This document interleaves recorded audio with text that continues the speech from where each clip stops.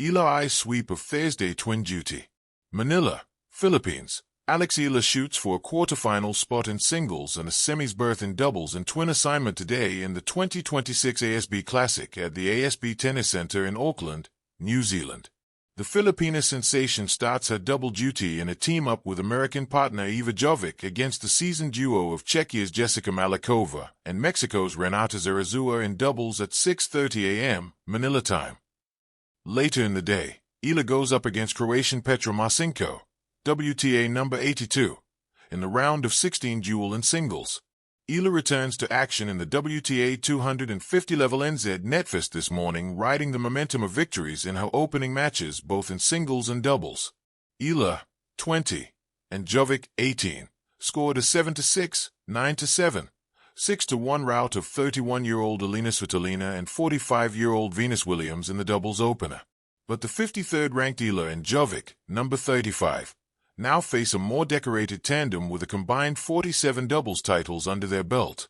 The 31-year-old Malikova, ranked number 72 in the WTA doubles, has won 29 titles in both the ITF and WTA circuits.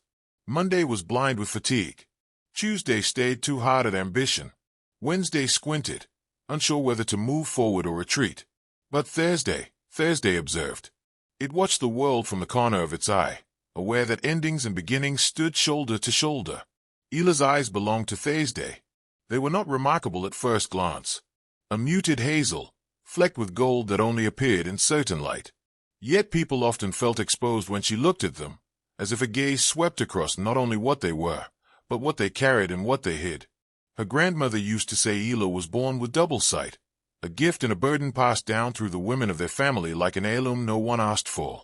Two duties, her grandmother would whisper, to see what is, and to see what is becoming. That was the twin duty of Eala's eyes.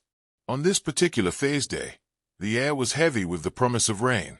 The town moved slower, as if it sensed that something needed attention. Eala felt it too, the subtle pull behind her ribs, the quiet tightening that told her the day would demand more than observation. She worked at the old lighthouse, though ships had not relied on it for decades.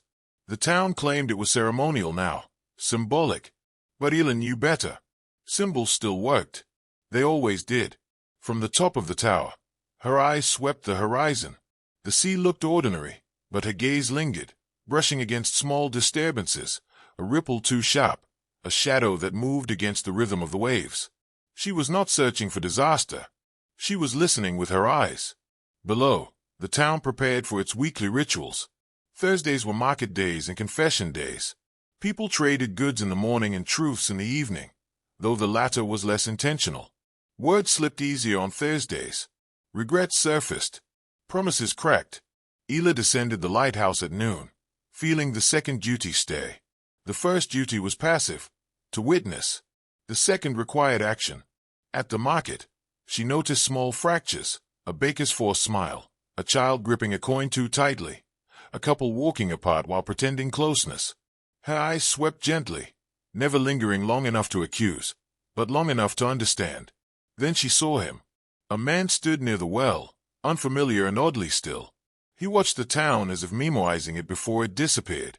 When his eyes met Eala's, something flinched between them, recognition without memory. "You see it too," he said, not asking. "See what?" she replied, though her voice already knew.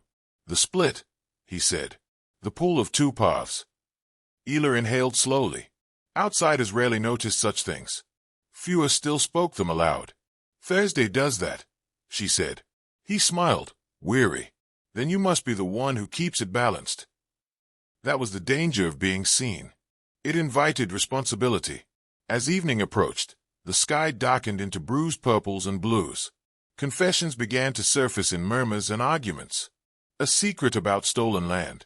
A love admitted too late. A lie repeated until it collapsed under its own weight. Eala moved through it all, her eyes sweeping, stitching what could be mended and marking what must be released. The twin duty weighed heavier now.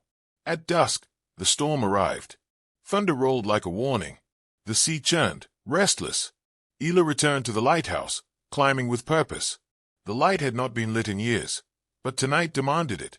She hesitated at the switch. To light the beacon meant acknowledging change, guiding something new toward the shore while allowing something old to drift away. Her grandmother's voice echoed in memory. "You don't choose what comes," she had said, "only how clearly you see it." Eala flipped the switch. The beam cut through the storm, steady and bright. Her eyes followed it, sweeping across sea and sky, past and future. She felt the twin duty settle, not lighter, but clearer. Below, the town paused. Above, the storm began to break. Thursday had done its work, and so had Eala. Her eyes closed briefly, not in rest, but in trust. Tomorrow would belong to another kind of seeing. But tonight, the balance held.